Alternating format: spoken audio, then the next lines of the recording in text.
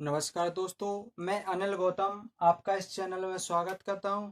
तो गाइस, हम सबसे पहले आपको ये बता दें कि आज हम बताएंगे आपको बाबर के बारे में, जो मुगल वंश होता है।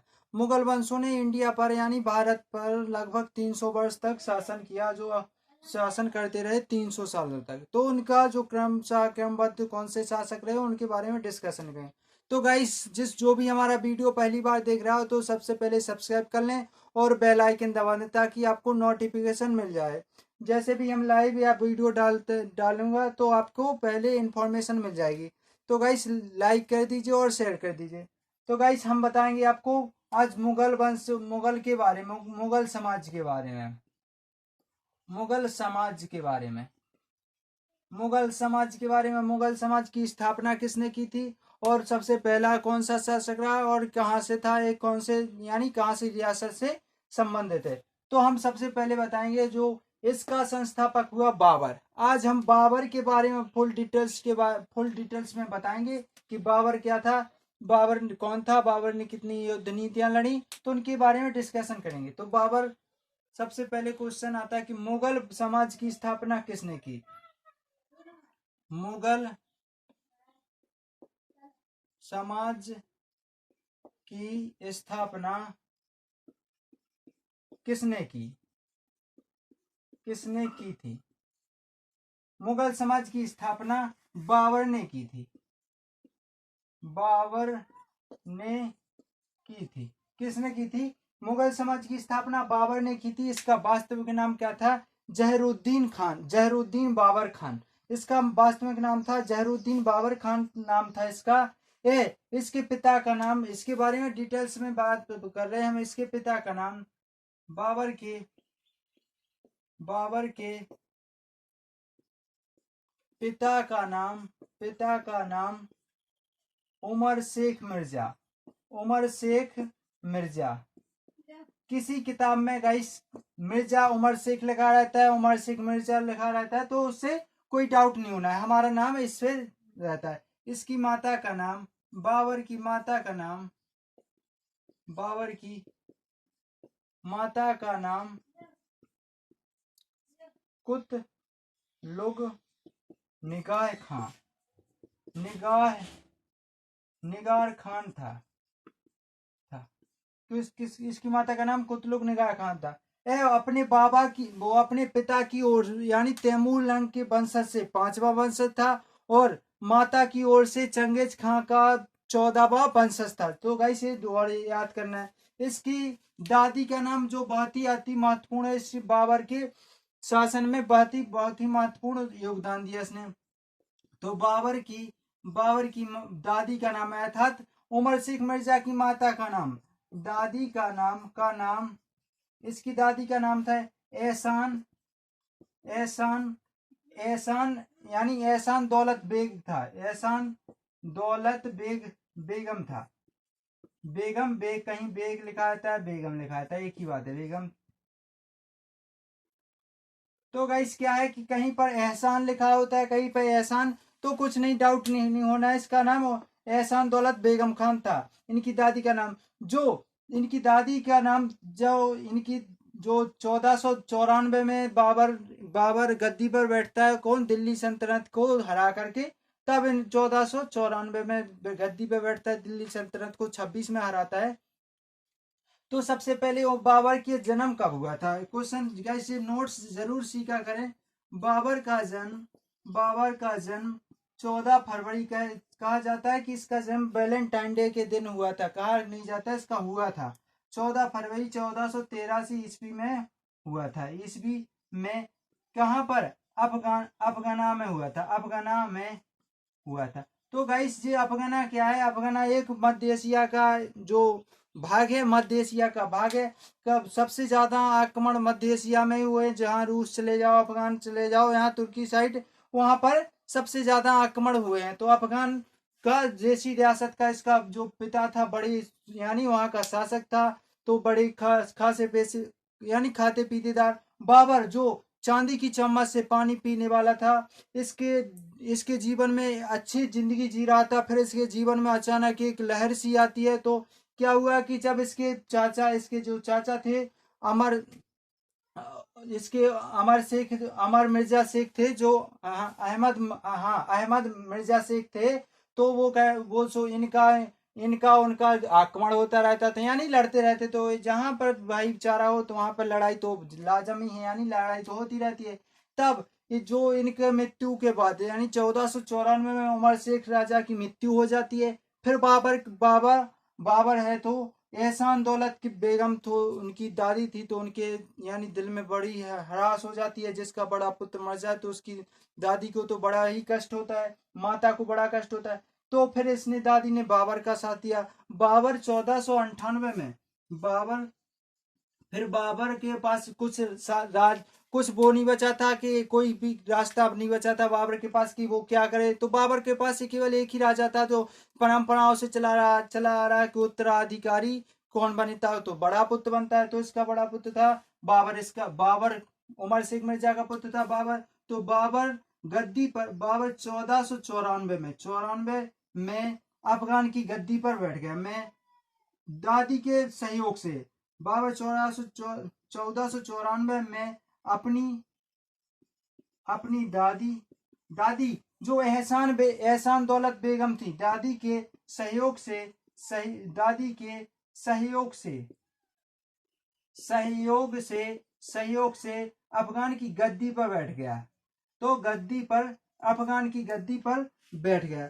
तो गाइस जब जैसे ही बैठ गया तो इसके जो चाचा थे जो अहमद खान मिर्जा था। और इसने एक लालची दौलत जो जो दिलावर दौलत लोधी था उससे यानी दौलत लोधी था। तो उससे इसने यानी जो खराब लोधी वंश का जो मान लो कुछ शासक थे उसमें से, तो उससे उसने समझौता कर लिया। यानी तो उसने कहा कि हम दोनों मिलकर के संधि कर करके अफगान पर शासन कर लेंगे। शासन करने के बाद आधा हिस्सा मेरे पास और आधा जो अहमद खान था वो कहता था कि मेरे दोस्त के पास पहुंच जाएगा। इसके बाद ऐसा होने के बाद इसने यानी तो इसने इसके चाचा ने इस पर हमला कर दिया अफगान पर। दादी के मारने के बाद इसके चाचा ने इस पर हमला कर दिया। बाबर लड़खड़ाता हुआ वहां से भाग निकला और फिर जाते जाते एक छोटी सी रियासत में पहुंच गया जहां पर जिसका नाम था काबुल। काबुल पर पहुंच गया। हाँ भाई, काबुल अफगान की राजधानी जो शहर है। तो लेकिन वहां पर पहुंच गया था। काबुल पहुंचा। काबुल कब पहुंचा तो काबुल में उसने एक युद्ध लड़ा। तो काबुल में एक युद्ध लड़ा जिस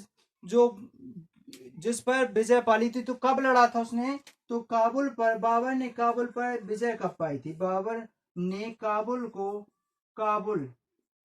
पर 1504 ईस्वी में आप यानी बाबर ने काबुल पर 1504 ईस्वी में कब्जा कर लिया। काबुल पर ईस्वी में 1504 ईस्वी में कब्जा कर लिया, यानी उसको अपना बना लिया, कब्जा कर लिया। कर लिया फिर क्या हुआ कि बाबर ने सोचा कि काबुल में तो यहाँ पैसा नहीं है। तो बाबर जब यहाँ लड़ता था तो बाबर ने सोचा यहाँ तो हमारा कुछ हो नहीं पा रहा है। तो इसने एक काम सोचा कि हम ऐसा करें कि वो कहीं चले जाएं। तो इसने 1507 में एक बादशाह नाम की उपाधि धारण की थी। बाबर ने 1507 ईस्वी में बादशाह नाम की उपाधि धारण की। बादशाह की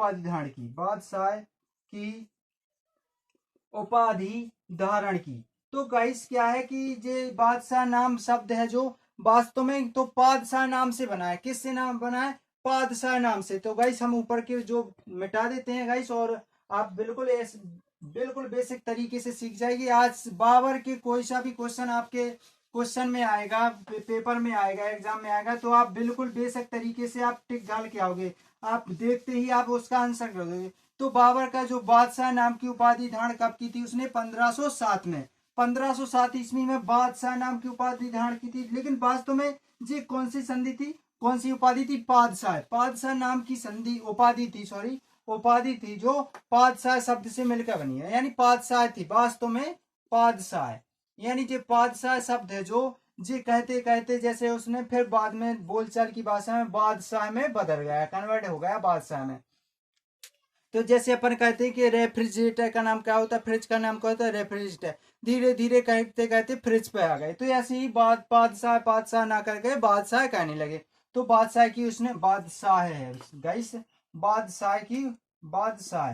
तो इसने बादशाह की उपाधि धारण कर ली। फिर इसके जो साथी थे जो बाबर के, तो कहने लगे कि हम यहाँ हमारा कुछ गुजारा नहीं हो रहा है, यहाँ पे पैसा कम है, तो हम क्यों ना अपने अफगान चले जाएं। तो बाबर ने कहा कि अफगान जाना तो मौत का बुलावा है, यानी अफगान जाएंगे तो वहां का तो दरवाजा बंद हो गया है, तो हम कैसे वहां पर जाएंगे। तो बाबर ने कहा कि हम वहां नहीं जाएंगे, अगर वहां जाएंगे तो मौत से लड़ना है। तो बाबर के पास एक वहीं से ऑप्शन आता जो इसका चाचा था अहमद। इसने एक पत्र भेजा कि बाबर आप दिल्ली पर शासन करो, यानी भारत पर आक्रमण करो। फिर वहां से मेवाड़ का राजा जो राजा राणा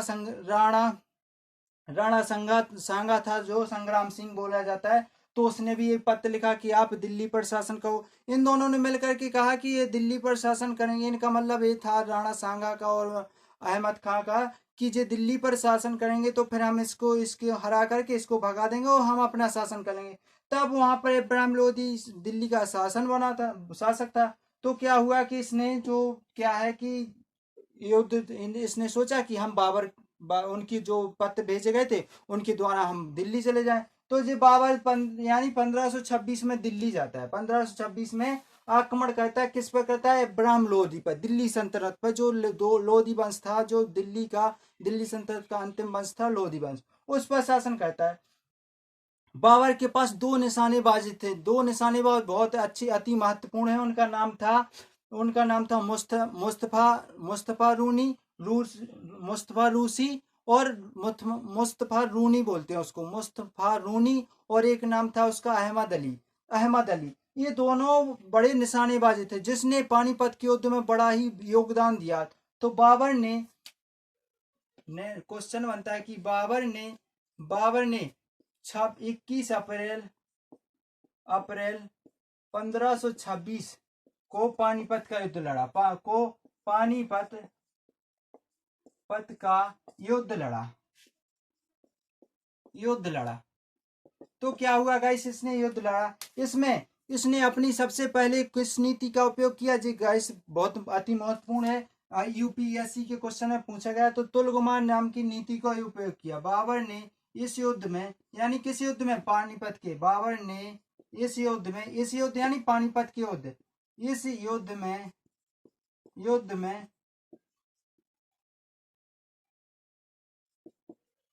तुगलमा नीति का उपयोग किया। तुगलमा नीति जो कौन थी वो हम बताएं, नीति का उपयोग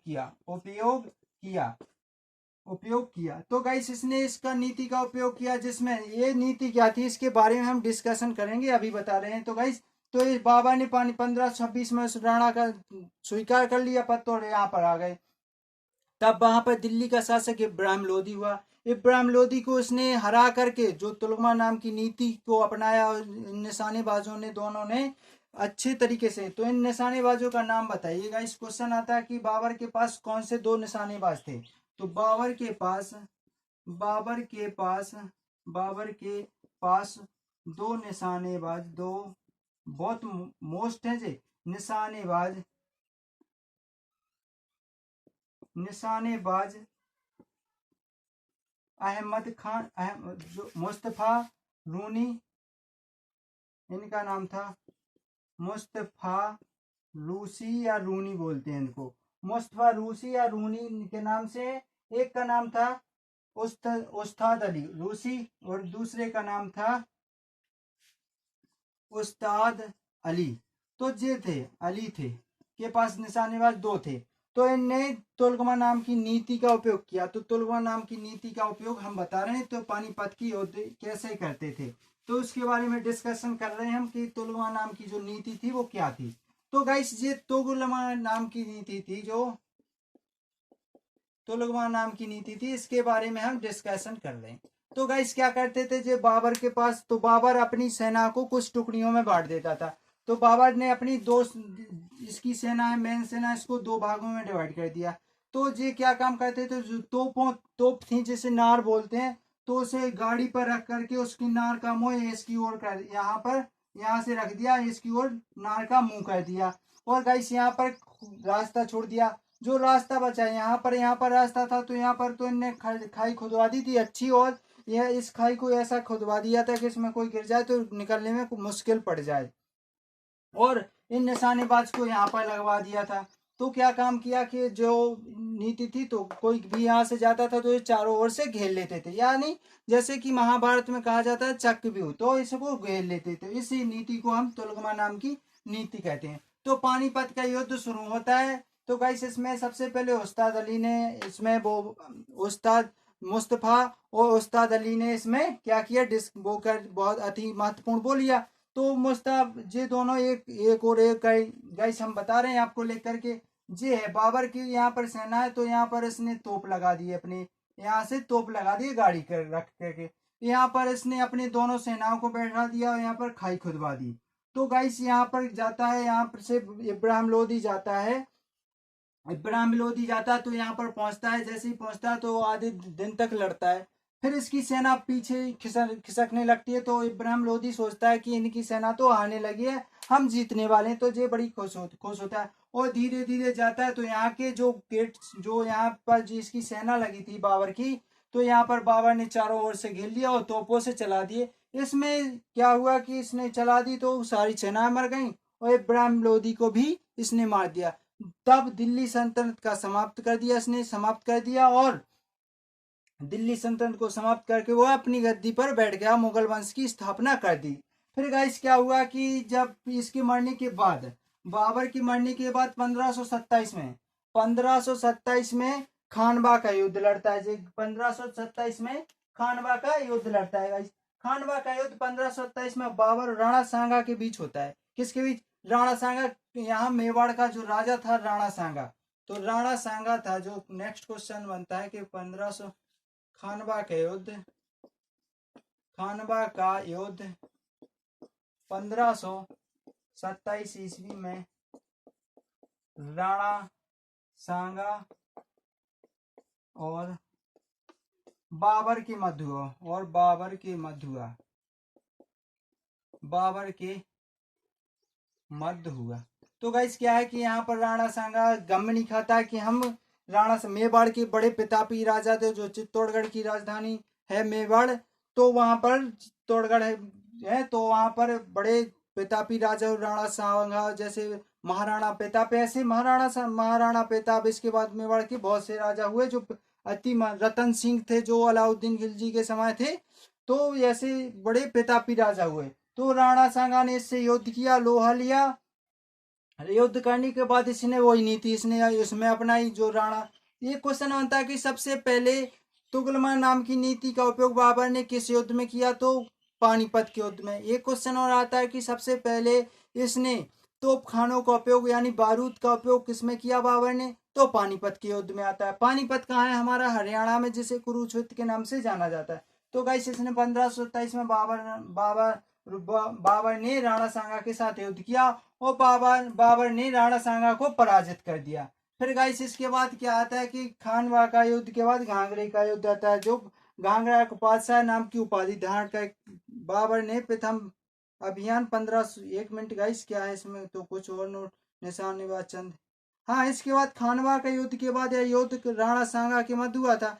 चंदेरी का युद्ध हुआ जो 1528 में हुआ था। फिर इसके बाद क्या हुआ कि चंदेरी का युद्ध हुआ।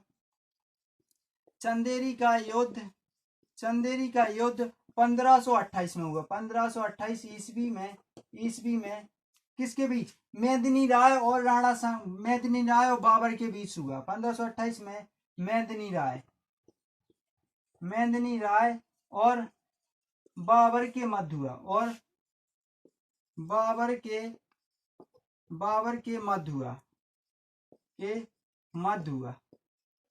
तो इसमें बाबर सारे जो सेना थे मेवाड़ के, जो मेवाड़ ऐसे यानी भारत के थे, जो क्षत्रिय थे, तो ये अपनी नीति को क्या नीति कहते थे कि यानी पूरी सेना को अपनी दाव पर लगा देते थे। जबकि बाबर था, जो बाबर क्या काम करता था कि अपनी आधी आधी टुकड़ियों में बांट करके एक टुकड़िया उसकी लड़ती थी, एक टुकड़ी आराम करती थी, इसलिए उसको अच्छी आसानी से जीतने में बहुत ही सफलता मिलती थी। तो चंदेरी का युद्ध भी कौन जीत गया? बाबर जीत गया। और चंदेरी का युद्ध किसो? मेदिनी राय को हरा दिया। मेदिनी राय को हराने के बाद इसने एक और युद्ध लड़ा, जो घाघरा का युद्ध होता है 29 में बंगाल एवं बिहार के संयुक्त सेना के साथ। तो जो गाइस क्या है कि जो चंदेरी के बाद घाघरा का युद्ध, घाघरा एक नदी के किनारे हुआ था, इसलिए घाघरा का नाम घाघरा रख दिया। जी शहर के नाम हुआ था, इसलिए शहर का नाम रख दिया। तो घाघरा का युद्ध युद्ध कब हुआ? 1528 में हुआ। 1529 ईस्वी में क्या हुआ? बंगाल के साथ और बिहार के जो शासक थे उसके साथ हुआ। बंगाल की सेना और बिहार की सेना के साथ हुआ। गाइस क्या? बंगाल की सेना, बंगाल एवं बिहार बिहार की संयुक्त सेना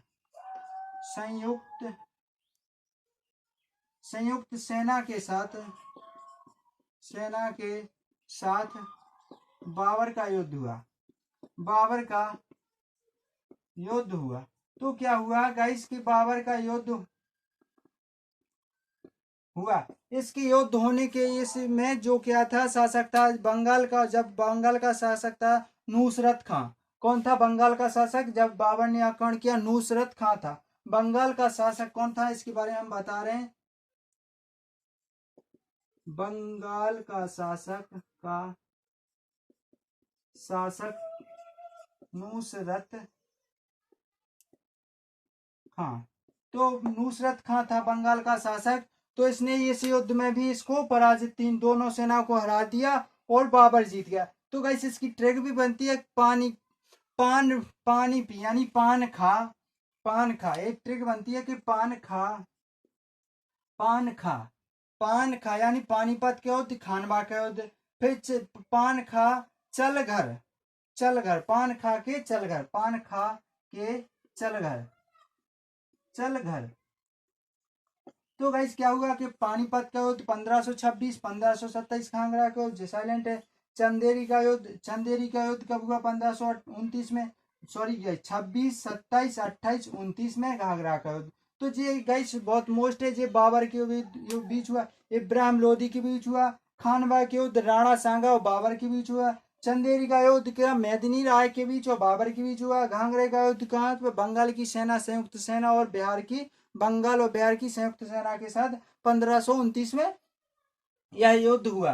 तो गाइस क्या हुआ कि इन तीनों युद्ध के बाद जो बाबर ने यानी इंडिया पर बहुत ज्यादा कब्जा कर लिया। तो गाइस बाबर ने शासन किया था, जो 1526 से लेकर के 1530 तक के इसने शासन किया। 4 वर्ष तक शासन किया और इसने इतने युद्ध लड़ी, 26 में लड़ा, 27 में लड़ा, 28 में लड़ा और 29 में लड़ा। लड़ने के बाद मर गया।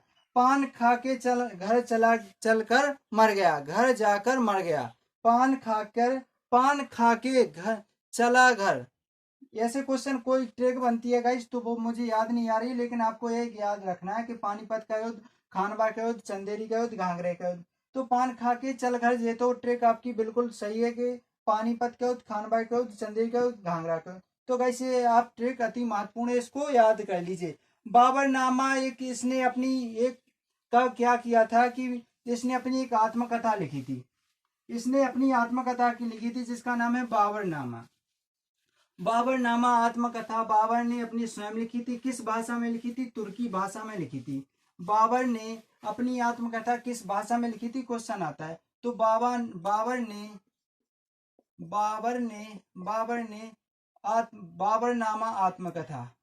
बाबरनामा आत्मकथा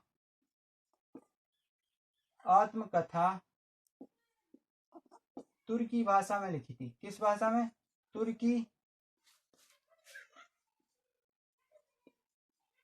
भाषा में लिखी थी। और इसको फारसी में अनुवाद करने वाले कौन थे? इसे तुर्की भाषा में लिखने के बाद फारसी में अनुवाद करने वाले थे अब्दुल रहीम खान खाना। बाबरनामा आत्मकथा का फारसी में अनुवाद, फारसी में अनुवाद बाद अब्दुल रहीम खान खाना ने किया। अब्दुल रहीम खान खाना ने किया, खाना ने किया था। तो गाइस ये है आपके नोट्स। बाबर ने जो भूमि मापन के लिए किसका उपयोग किया था? ये क्वेश्चन बनता है कि बाबर ने भूमि मापन के लिए